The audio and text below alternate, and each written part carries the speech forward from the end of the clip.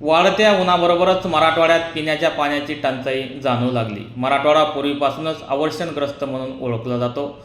यंदाही पिण्याच्या पाण्याची टंचाई भेडसावत आहे। मराठवाड्यातल्या 184 गावात आणि 55 वाड्यामध्ये पिण्याच्या पाण्याची टंचाई निर्माण झालेली आहे।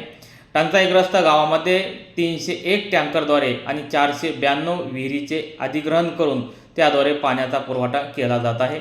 जालना जिल्ह्यातील 100, परभणी जिल्ह्यातील 9, छत्रपती संभाजीनगर जिल्ह्यातील 154, बीड जिल्ह्यातील 36, धाराशिव जिल्ह्यातील 11, हिंगोली जिल्ह्यातील 53, नांदेड जिल्ह्यातील 100 आणि लातूर जिल्ह्यातील 29 विहिरी पिण्याच्या पाण्यासाठी अधिग्रहित केलेल्या आहेत।